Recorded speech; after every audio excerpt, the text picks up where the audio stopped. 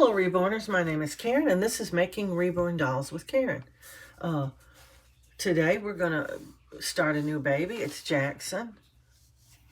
He's very cute. I've never done a Jaxson before. He's a reborn by Bountiful Baby, and he is made from a scan of a real baby. And so come make reborn dolls with me. If you're looking for a way to make your dolls an easy to follow way, simplified, nothing complicated, nothing overly difficult, straightforward, something you can repeat over and over again to make beautiful dolls every time, you've come to the right place, because that's what I do. I try to simplify everything into the simplest form it can be. I explain everything, and I don't move at a very fast pace like some artists do, so it's easy to follow. So this is not really a follow-along video. I've made a follow-along video where every single teeny little thing was shown and every single teeny little thing was explained. And it's a three-part series. It's got Liam, Bean, and Marissa. Progressively a little different each time for a follow-along. And the very first video, Liam Part 1, tells you everything you need to make reborn dolls with heat set method. I don't do air dry. Anyway, so we're going to start on little Jaxson right now. I've already washed him and sealed him because that is super boring and takes a long time. So I just did it ahead of time so he'd be ready to go. I always seal my dolls first because experience has told me that they come out better that way. So I like to start on the face, and I like to start with what I call the enhancements. Some people call them undertones. They're the same thing. We're going to just be giving him some little highlights, so to speak, or enhancements to make him look like a better doll when he's finished. Every now and then we'll compare him to a blank kit so you can see the progress we've made. Because a lot of times you just can't tell on camera. You're going, okay, he still doesn't look painted. But once he's put up next to that blank kit that has no paint on it, the blank kit looks like this. And you can't really see their potential. They just look like a hunk of plastic, really. But as we move along and we're putting more paint on them, you're going to see them sort of come to life. And a finished doll, well, I've got one back here. Here's Michael. He's finished. And as you can see, he's got lots of color to him. And he no longer looks like just a blank hunk of plastic to me. His lips are painted. He's not completely finished. He doesn't have his hair or his eyelashes. He doesn't have any the shiny stuff on his lips or anything. But I mean, he's finished painting. I won't be putting any more paint on him. And you can see his rim is very light colored compared to his skin color. So this is a finished doll. Anyway, Jaxson has not had any paint put on him yet. This chair. The wheels of this chair just want to go to the same spot every time. And these cheap floors have got a little rut in them, and the wheel gets caught in that little rut. Anyway, I have stuffed his head a little bit with some polyfill to keep it from sinking in when he bakes. Heat set paint has to be baked in order to cure. Every so often we have to stop and give him a bake, and the baking will cause the vinyl to change shape a little bit, and we don't want that. We want to keep his head nice and round. So I've stuffed it a little bit so that it will do that. You don't want to overstuff it. Polyfill tends to swell. So anyway, we're going to get started. The first color I like to put on my doll is blue. And that's because it's the most undertone you're going to want to make on your doll. I use a technique called dry painting, where I dip my brushes in my paint. I have all my little jars of paint over here at the side. Well, I don't know what I've done with my small jars. Oh, they're way over there. So anyway, I dipped all my blue brushes, put them in my blue container. I have a different container for each color of brush that I use, because I don't wash my brushes, because I want to do this with them. And so if you wash the paint out, you don't have anything dry to paint with. So I don't do that. I just dip them, put them in the jar and let them dry, and then when I'm ready to use them, they're ready to go. I got me a little sponge right here to dab with. I use all different sides of it for different colors. But anyway, and then I just re-dip them and put them back in the jar. And that way, they're always ready to use. And this dry technique only works with heat set. It will not work with air dry because the brushes just dry out completely because they're water based. And this is oil and oil based. Anyway, so I'm going to put a little blue on him in places where a baby would have thinner skin than they do in other places on their body. I'm mostly just working on the head right now. I'll be doing a little bit of work on the arms and legs, but it won't be any paint, I don't think. I think I'm going to crease him first. But anyway, on the forehead is one of the places. I just put a little swipe across the forehead like this until I think it's dark enough. And there's not hardly any paint in that. Let me get another one. These flatter brushes don't hold the paint like the fluffier ones do. Anyway, it's going to look somewhat like that, except we're not going to leave it that dark, and we're going to spread it. We don't want it to look like it's just, he's red, white, and blue like the flag or something, you know. So we're going to spread this out with this sponge really, really well until it just feathers out. You don't want to have dark paint, nothing. You want it to lighter, lighter, lighter, lighter, lighter, gone, you know, like that. And so you do want it to show. What you should see is just a darker color. You might not see that it's blue, but you can tell that it's a little bit shadowier than the rest of his face. I don't know, maybe you can't. I never could see it when other artists were showing it to me on a screen. Now I'm going to put some by the corners of his eyes. That's another place where they have a little bit of blue. And we're going to get a little bit in there. And it's going to look sort of like that. I'm pretty sure you can see it before I dab it. It's pretty dark before it gets dabbed. I always dab it just a little bit. And you don't have to worry too much about any of these colors coming off on your doll because this is a dry sponge. Even though it's got color in it, it is dry. And that's all the blue I'm putting on his face. I'm not a big fan of blue. I've seen people put blue in multiple places on their dolls, but I just don't want too much blue on my doll. And sometimes I put purple and sometimes I don't. Usually if they don't have any very, very distinct characteristics on their face, I don't give them any purple. And he doesn't have any. He has almost a smooth face. So we're going to move right on to our next color, which is red. And red is the blush. It's made with this deep, dark color of blush right here. It's very, very dark. We do not want pink at all. Babies are not pink. Even though you think they're pink, they're actually light red. Anyway, I've got 3 jars of this color of brushes because I use so much of it that the paintbrushes just run out and you have to just get another one. So I'm just going to get a paintbrush and we're going to start on his face. I don't even know which one to pick. I'll just pick this one. Just pick one. One of the places I like to put a little bit of color is on the nose. We're going to be putting some red almost all of his face because we don't want to leave any spots that look super white. Even though he's not really a white color, he sort of looks white. He's really I don't know, a tan color. I don't know what color you'd call this vinyl, but it's not white. White's like this paper towel. But it's going to look super white if you make all these different areas of his face blushy, and then you don't put any on the other areas at all.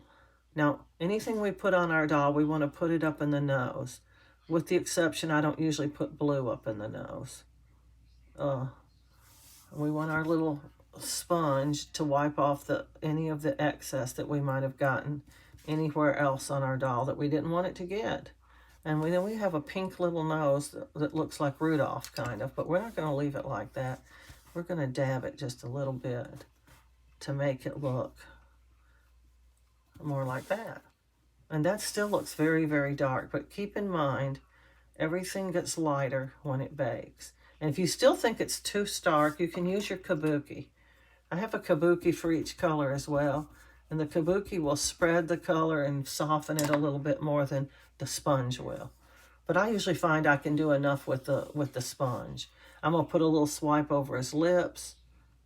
I don't usually paint the lips this way because, well, it's sloppy. But since I'm putting a little bit of red all over his face, just a little light little bit of red like that all over his face, then it doesn't matter if it's a little sloppy. We'll put a little tiny bit on his eyes, and a little tiny bit on the rest of his nose, and feather it down from his face a little bit, because we just don't want those areas to be completely void of paint. We just want them slightly redder than they are. This red will hardly show. Now I'm going to do his ears. I want to get his ears a little pinker. Now ears are a little bit hard because they have so many little grooves in there. And you got to make sure you get all angles. You know, up here in this little crevice and down here in this little, you know, all over. And all the way down to where the hole in the ear would be. Yeah, like that. And then we're going to paint the outside of the ear as well. We want the whole ear to be pinkish. It's going to be about that color. But we're not finished, because look at the back of his ear. Front ear painted, back ear not painted. Looks funny.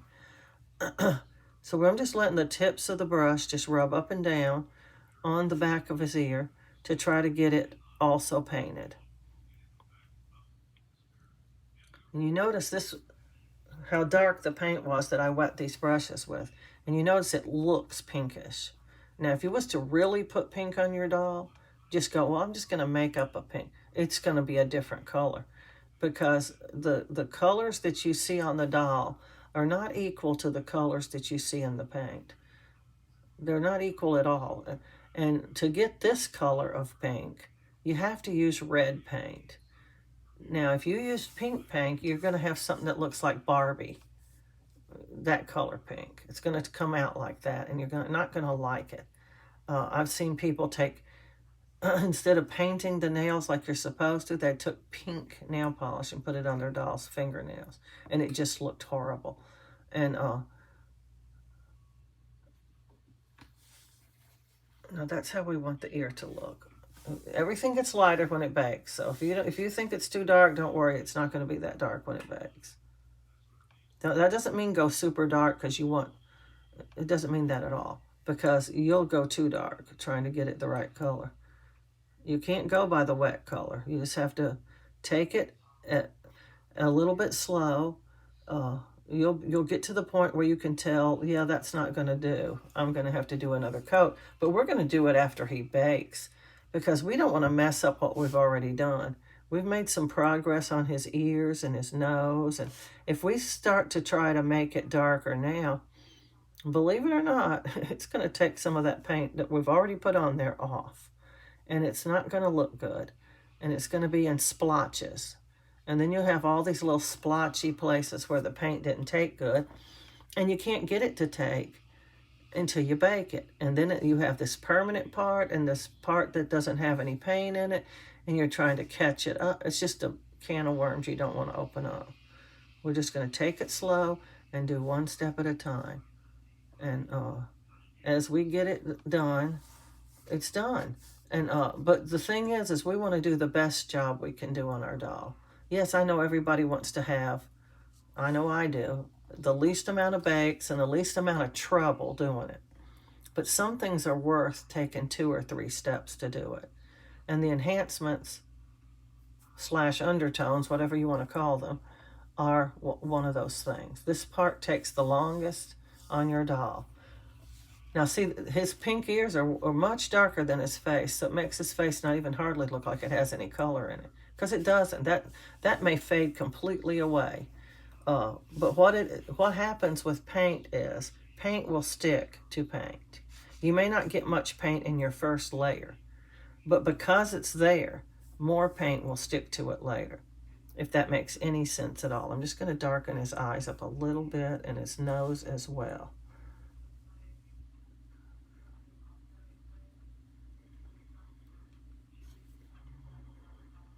I do want it to show. That looks good. I'm going to dab it a little bit more like that. And see, his nose looks a little bit darker. Once it gets really dry, you can add more, but I don't like to add more enhancements until the enhancements are baked. I just want it to be 2 layers usually is what I put on. Now I'm going to rose his face up. This was not rosing his face up really. It was just putting a little bit of color on his face so it wouldn't be starkly white when we get all finished rosing him up. So now I'm gonna be putting lots of color on his cheeks and stuff to make him look like a rosy little newborn baby. You know how red they are. They just look really, really rosy. And as dark as this may seem, it's probably not going to be enough. We're probably going to do a second layer. I mean, it looks like that right now. Very, very dark, like he has a sunburn or maybe a terrible rash on his cheeks. But as I dab it, you see it gets a lot lighter. See, a lot of it's coming off. It's getting lighter. And I don't even think that's feathered out enough. I'm going to kabuki and just softens the edges. You can rub a slight little bit with your kabuki too. You don't want to do a lot of rubbing because it's going to leave deficits in your paint if you do. If you rub, you want to rub lightly, sort of lightly. But it softens it up and spreads it out and makes it look a little more like what would really be on a baby instead of what we had before. That's a little better, see? Now we're going to do the other side the same way. There's not enough paint left in this brush to do it, so we're going to get another one. Let's see. Let's try this one. Oh, crap. My brushes are behind my camera. Some of these brushes were dipped more recently than others. I dip them and I put them in there and I leave them until I'm ready to use them. And the more recently they were dipped, the darker the paint's going to be in the brush.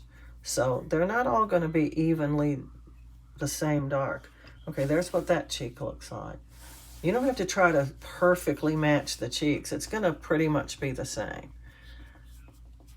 But see, this one really got a lot lighter just from me dabbing it. I didn't even kabuki it, and it's a lot lighter than the other side already. So what we're going to do is I'm going to let him sit for a minute while I work on his arms and legs a little bit so this can dry out a bit, because I'm going to apply a little bit more before he goes in the oven. I'm trying to minimize the number of bakes that I have to do. Not because I'm stingy with my bakes so much as download time on videos is very long. And the more videos you have, the longer it takes to get your videos downloaded. And I'm trying to minimize the number of breaks in my video. Every time I stop the camera, it makes a break in the video because I can't pause. Anyway, we're going to let him sit for a minute, and we're going to start working on his arms and legs. Now, one of the things I like to do very first on my doll is creasing them. All these little different lines on their hands and arms, if you crease them, they show better, and it makes a little more realism in your doll. And I've done creasing with multitudes of different colors and multitudes of different ways. I saw a video where somebody used eyeshadow. There's also this stuff that's called pan powders. They're so messy. And then there's paint, of course.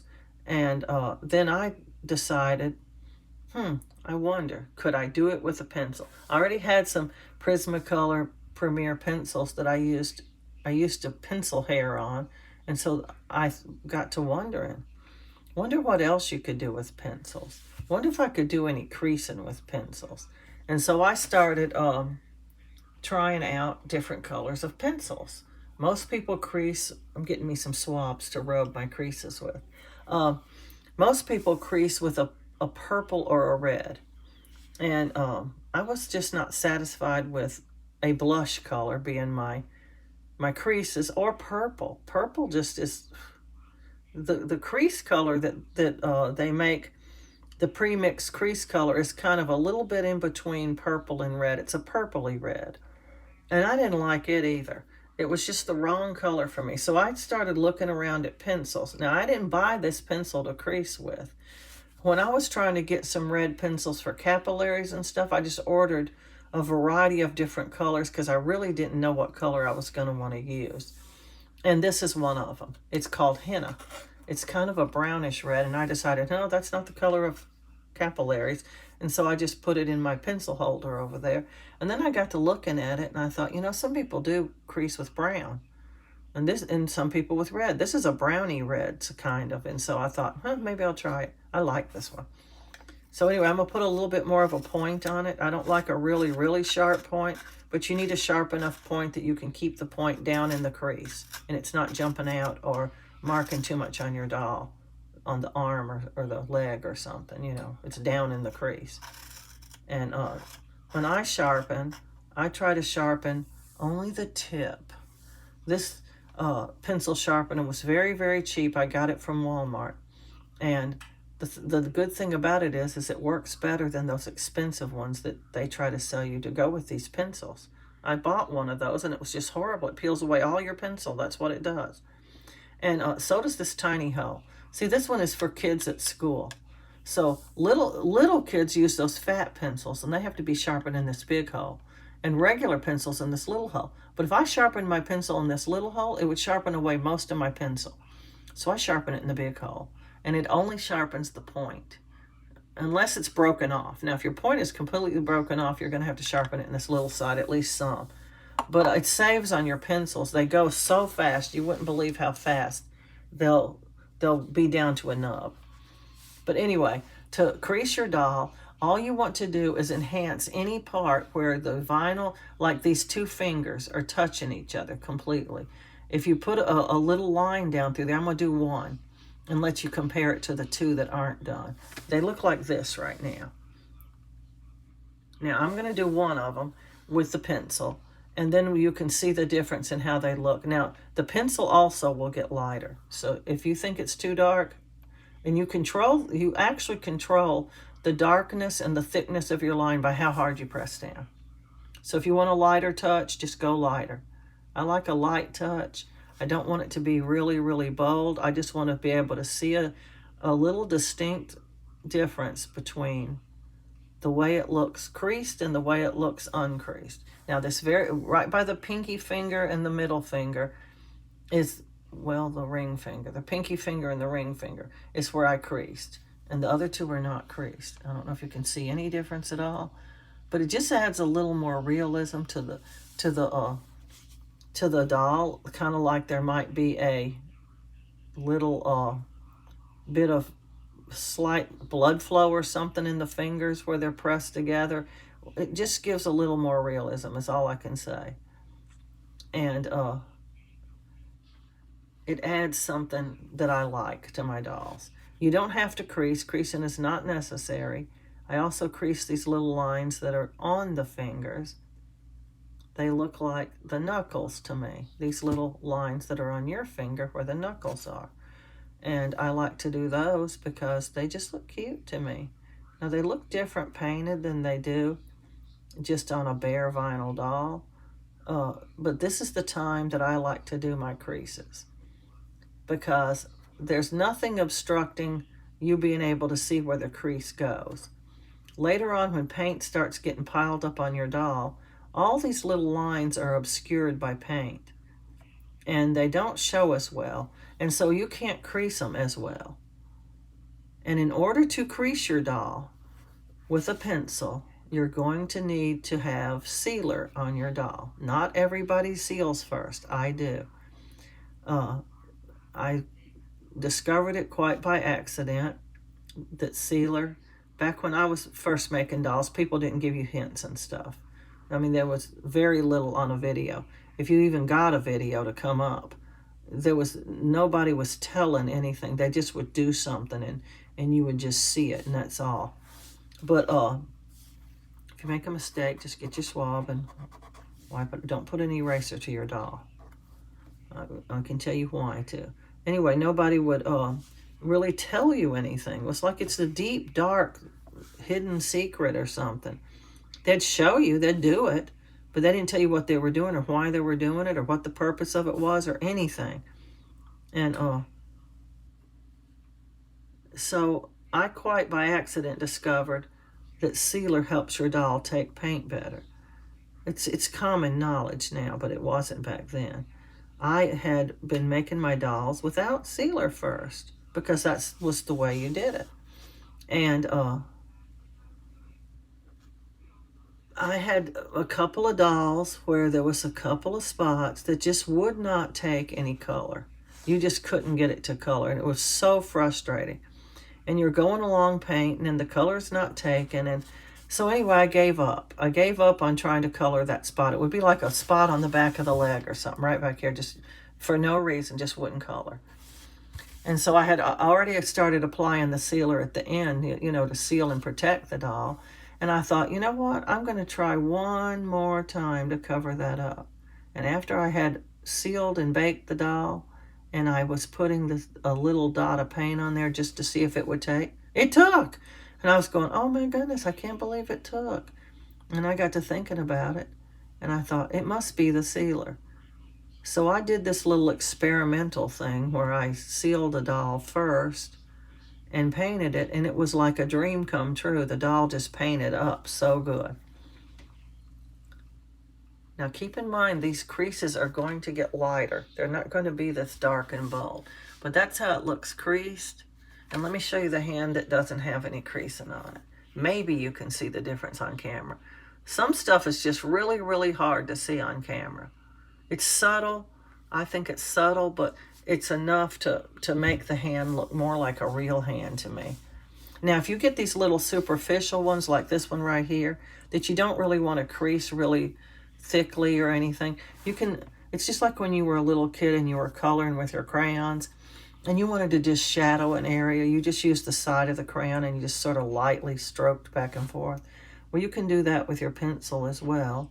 And then you can take your Q-tip and you can just rub it a little, and it feathers it out and smooths it out to where it looks a little more like it should in a superficial crease. I don't know, you can't tell it probably. It's this one right here. This is the one I did. And it seems like the ones right in the elbow like this and the ones right in the back of the knee are the ones that don't hold the crease color very well. They won't hold very well at all. And sometimes they even come out. But doing them early like this makes them almost like an undertone. They're not bold, and they don't, you know, they're not stark and dark. And I don't like real dark stuff on my dolls, other than their skin tone. Okay, that's the arm done. Now, probably his face is dry, so I'm going back to his face. The whole reason I went to creasing was so that I could let this dry a little bit on his face. And the way you can tell it's completely dry, it was dry paint to begin with, but it is slightly wet still, or it wouldn't go on the doll, I guess. But if it feels very powdery and it doesn't have a bit of shine to it, then you know it's dry. I can also see now that there's a little part on his lip right there that didn't color when I put some color there. We don't want really stark little areas that are going to look super white. Okay, we're going to get another brush for sure. That one doesn't have any color in it. And we're going to just darken up this side of his face because it's too light. We're going to try to get it as dark as the other side. It may not be exact, but it's going to be close, you know.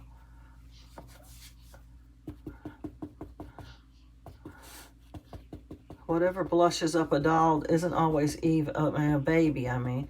Whatever makes a baby have really red face, it's not always even. I've seen babies that had real dark red on one side of their face, and they didn't have it on the other side. You'll be surprised how many babies you want to look at after you start making dolls. It's like every baby that goes by, you're looking at it like, oh, look at that baby. You know, and just wanting to compare. Yeah, that looks better.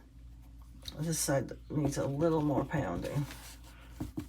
I just like to pound it out real good. And if when he comes out of his bake, if he doesn't look like he's the right color, we'll just do some more to him. But I'm going to now put a little on his forehead. I don't know if there's enough in this brush or not, I'm hoping. I just give him, some people call this a stork bite. I don't know why, but it's just a little bit of uneven paint up on their forehead. And you can stork bite anywhere you want to. You don't even have to. But I do it. I like the unevenness of it. Babies just being solidly even all the time, they're just not. Everything's random almost on a doll. So that's got his blush. We can't do any more blush to him until he's baked, because we don't even know if he needs any more. But there is more we can do to his face. Namely, we can give him eyebrows. We can, I don't crease the face. It just looks monstery. It doesn't look right. But we can give him a vein. Now, his forehead is slightly a little bit wet, so I'm going to wait on his vein. I vein with a pencil as well. This one is aquamarine. I also bought a lot of colors of tealish blue colored pencils to decide which one I liked. And this one's the best. I also eyebrow with pencil, and I use sandbar brown. It's the lightest color. You see how round that tip is. I don't even hardly ever sharpen this pencil.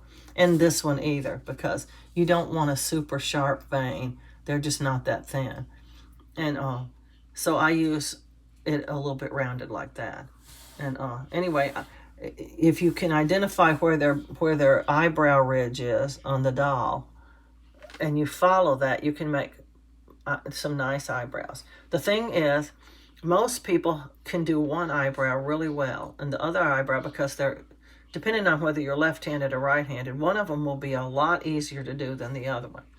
That's why I said identify where the brow ridge is, and decide if you're going to go right on top of it, a little above it, whatever.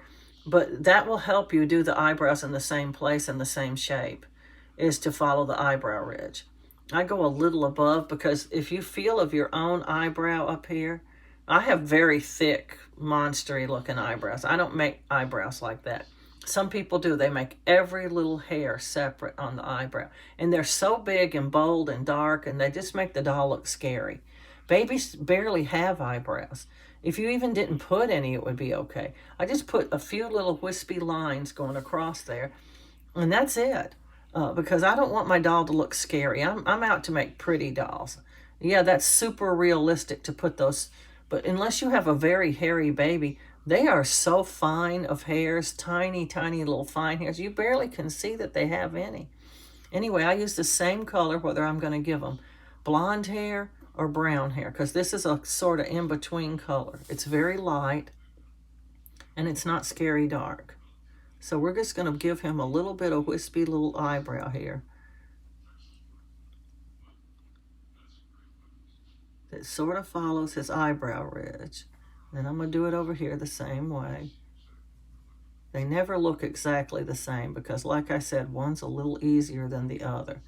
But once again, we're not looking for that much. And this is going to get lighter as well. Pencil gets lighter too. So he's got some tiny, tiny little wispy eyebrows. That's all I do. Because, like I said, if you didn't even put any eyebrows, it would be okay.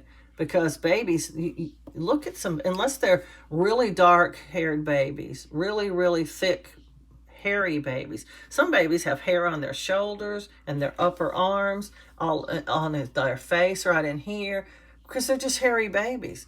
But most babies are slick and bald almost. They barely have any hair on their head. They barely have any eyebrows. They just pretty much don't have any hair at all on them. That's most babies. And if you made a bald baby, it would be just fine. But I like to root the hair, and so I'll be rooting Jaxson. But if you want to make your baby bald, it's absolutely perfectly fine.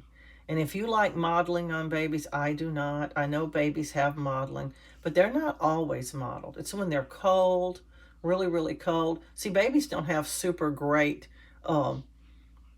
circulation. So when they get cold, they get all mottled up. But then later, they'll just look normal. So I'm looking for, I'm capturing that moment when they look normal. I don't want the modeling. I think it's ugly. And but anyway, I don't model my babies. But this would be a time to model your baby as well. You'd probably need to bake this I put the modeling on first, actually, before I did this other work that we've already done. I just skipped the modeling because I don't like it. Anyway, the only other thing I'm going to do to Jaxson is give him a vein. And then I'm going to give him, his face. We're not finished with the arms and legs yet. I'm going to give him a vein right now. I think this is dry enough. So a vein is going to be very squiggly. You don't want to make any straight lines, because look at the veins in your hands, and if you can see them in your wrist right here, they're just wiggly. They're not straight, and they're kind of fat, and they're not all that dark though. Now, the older we get, the thinner our skin gets, and we can see them a lot better. But on babies, you can barely see them. And that's what we want. We want this to disappear beautifully into the background. We can still see it, but it's not going to be super bold or anything. Super bold is going to be ugly. Once again, you're going to control how fat the vein is and how dark it is by how hard you press down. I recommend you go with a super light touch. I barely let the pencil touch the vinyl. And by doing that, you're making a superficial looking vein. And if you want to darken it up later, you can just follow it again and do it thicker and darker. But once you get it on there thick and dark, you might not can minimize it enough. I try to minimize it by rubbing it with a sponge to make it look like it's under the skin. That's what we want. We don't want it popping out like a monster's vein, like Frankenstein veins, just popping out on their forehead and stuff. Now, you can put as many veins as you want or as few as you want, or none at all. And like I said, they can be as fat or as skinny as you want, as dark or as light as you want. The generally accepted rule is if you're able to see my vein when I show it to you, I don't mean before I rub it, I mean after I rub it. You'll see it before I rub it. But if you can see it afterwards, I probably made it too dark. But if you can barely see it, it's fine. And we want it very squiggly. So I usually start way up here on the head. I'm going to give my doll hair. So I want to start up here and get my squiggle right before I get all the way down here where it's going to actually show. And so now you can put branches off of them, or you can just make one squiggly line. You can put as many branches as you want or no branches off of it. Just whatever you want. It's a preference. I like to put at least one branch on it. So I'm going to start up here, and I'm just going to squiggle my line down, kind of like that. And then I'm going to squiggle down another line and put a branch on. And it looks like that. Now, I'm going to take my sponge, and I'm going to rub this vein. And when I get finished rubbing it, you should not be able to see it. If you can see it just slightly, that's okay. But if you see it boldly, then that's my brother. I'll call him back later. I can't talk to him right now. Anyway, I rub it until it's the undertone that I want. And I want to barely see it. And believe me, it's still going to show, but even under paint. Now, sometimes people put them over here on the temple as well. You can do that or not. I think one vein's plenty. All I really am after is that when somebody gets my doll, they go, oh, it's got a vein. Look at that. You know, they're happy with it. Now, this is also a time that if you want to do capillaries, that you would do a capillary. Capillaries are red. So once again, I got bunches of red colored pencils until I found the color I like. And Crimson Lake is a really good one. And the other color is Tuscan Red. I like Crimson Lake a little bit better. Now, capillaries are tiny. The difference is the veins are actually veins, and the capillaries are actually arteries. So arteries show up as red, and you only normally see them in tiny little newborns or babies, children or babies that have coughed really hard. I used to have a child with that would cough really, really hard. He had asthma, and he coughed, and he'd break a few little capillaries in his face sometimes, and you'd see them. Then they'd go away. But shaken babies have them too. But we're not making a shaken baby, we're making a newborn baby. Now, capillaries are indeed very, very, very, very squiggly. So you're going to make them, and they're tiny. You may not can even see my capillary, but I'm going to show it to you before I rub it. I'm going to put one on the temple over here. It's going to be super wiggly and super tiny. And it can look like that. I don't know if you can see it or not. My friend says if she enlarges the picture, she can see it real good. Now I'm going to rub it, and it too is going to sort of get lighter, because you don't want them to be that bold. Now you shouldn't be able to see it. I don't know. Maybe you still can. But that's one of the places they have them, is on their temples. And they don't have to go in any certain direction. You can put as many branches off of it or just a squiggly line. They have them on their ears sometimes. Sometimes they have them on their nose or their forehead. But they're just little, tiny, tiny little branched little arteries. And I don't put many. I'm just putting this one to show y'all. I don't really do capillaries much because, I don't know, they just don't add that much to your doll. So that is veins and capillaries. He's got his eyebrows. So now I'm going to do, well, I should finish creasing him, but you saw how I creased. I might crease him off camera because it's so boring.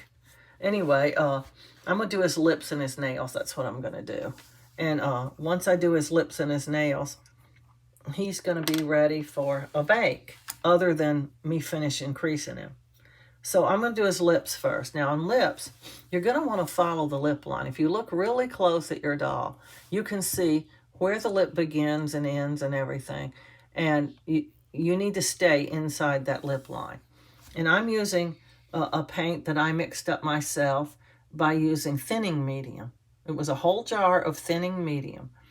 And this, once again, is a deep, deep red color, just like the blush. But I made this a long time ago when there was still Genesis paint, which is out of business now. And it just lasts that long. So I'm still using it. When it's gone, I'll be making it out of this new color from Gemini. But anyway, it's just thinning medium and paint color. And that's it. I just took the whole jar of thinning medium, took a tiny bit out so my paint would fit and I could still mix it, and mixed it in. And it's thicker than normal paint, and it's because it's got thinning medium in it, it's sort of translucent a little bit. I have to take my glasses off to do this because I don't see well with my glasses anymore. Now what we're going to do, his mouth is slightly open, so we're going to paint inside of his mouth because we want that part to be colored as well. We don't want it to be, you know, void of paint. It needs to be around the same color as the lips. Now it could be slightly redder or slightly less red, because the inside of a baby's mouth could be a slight different color, but I like to just keep it up with the lips. And what we're doing here is we're not trying to make these lips look exactly right on this very first go. What we're doing is we're trying to just put some paint on the lips so that later, paint sticks to paint, don't forget that. So later, when we're ready to put another coat on, there's already something there. It doesn't even really matter if you can see this very well at all. Super, super, super thin, because this paint is very thick, and thick paint will run right off the lips if you're not careful. And we don't want that. Right now is the best time to be able to see the lip line. The lip line will never be as visible as it is right now. So we want to paint everything inside the lip line with a super thin coat of this paint. It will add just enough color that when he comes out of the oven, we'll be able to see it. But it won't be the color that we want by any means. So we're just putting it on there. We're not hoping to get it right this first time. We're just hoping to get it covered. A real smooth, really neat, straight color on his lips. This is sort of going to be your guide for the next layers that you're going to put on. So we want it right, so take your time. And like I said, it might not show hardly at all. It will be only very, very faint. I've actually had times when I couldn't even see it. But it was there. So on our next go around, we'll probably be doing more enhancements, so it won't hurt that we can't see it, because we'll still be able to see the lip line just fine, because we won't be putting layers on him yet. Once we start the layers, the lip line will be obscured somewhat. Not completely, but you won't see it as well as you see it right now. But we'll be using the color of his lips to follow the lip line from now on. So don't worry about that it's so thin that it's probably not going to show much. Don't worry about that. Worry about getting it even. Worry about getting it smooth. You know, taking out all the wrinkly looking stuff. I don't like it when they put little lines in the lips to make it look more realistic. If you get out of line, just take your little Q-tip and wipe it off. This paint's thicker, so it's going to show if you're out of line. Even though we painted red all around his lips, this is going to show a whole lot more because it's thicker. But they put these little lines in the lips to make them look a little more realistic. If you're not careful, it'll get real dark in those little lines, and it'll look like he has super chapped lips. I don't like that look. I know babies have chapped lips sometimes, but I'm not trying to capture that look. That's how that looks. Barely painted, and it's going to get lots lighter. Now that we have this thick paint out, we're going to put some inside his nose as well. Like I said, everything we put on our doll, other than the blue, we're going to put inside the nose. Every color. We're looking to have a colored inside of his nose. I don't drill out the nose. Some people take a drill and they drill out the nose, and then they take a dark color of felt or something and put it inside the head and glue it behind those holes in the nose, which I think looks awful. I had a doll like that one time, and I just thought it looked so fake. Nobody's going to actually go, But if it's not colored, you'll see it right away. I mean, it's like, it needs to have a color. And you have to be careful. Don't put it thick in there either, because it will run out and give them a bloody nose look. If you're getting too much, just wipe some of it off on your paper towel and keep doing this until you get some of it out. And then you'll get it to the consistency you need it to be, like that. Okay. You can't see it. I can show it to you, but you can't see it. But anyway, that's his nose, and his lips are done. Yes, I actually followed the lip line, but it looks a little strange on this side. I think I missed a little tiny portion. I don't see well because I have cataracts, and my glasses don't work too good anymore. So, like I said, I could miss part of the lip line and not even know I was doing it. So I have to be extra careful to make sure it looks the same on both sides. That's better. Okay, Jaxson, you look like you're ready to be... His face is ready to be baked. But we still have a little more work to do on his arms and legs. I'm trying to figure out where to lay him where he's not blocking the camera. And move some of this stuff over. I always have too much stuff on my table. Okay, I'm going to paint his nails. I am going to go back and crease him off camera because it's just taking too long to do all this. But I might just do this hand because it's already creased and then do those later. It's the same process on all the hands and feet to paint the nails. You just want to be the same way as you were with the lips. A very, very thin coat, because this will run too. It tends to run down by the base of the nail and make it look real funny. It'll just look like the nail was outlined with a dark color of red, which is real weird looking. So we want to keep this real thin and real smooth. The smoother, once again, if you're getting too much on the nail, just wipe it.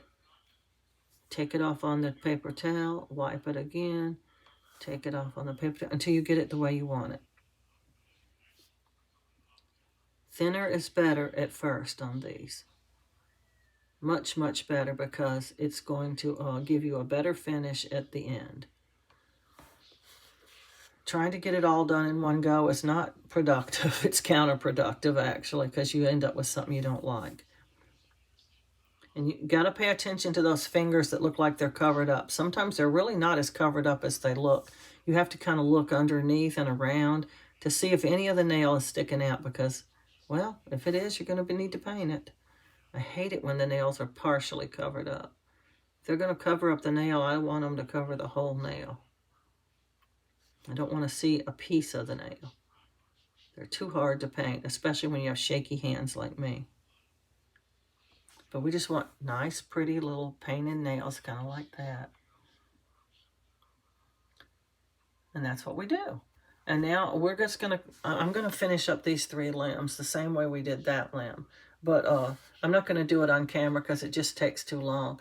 And so I'm just going to ask you to please like, subscribe, and share. And when we come back, we're going to do some more enhancements on Jaxson, make him a pretty baby. So happy reborning, everybody.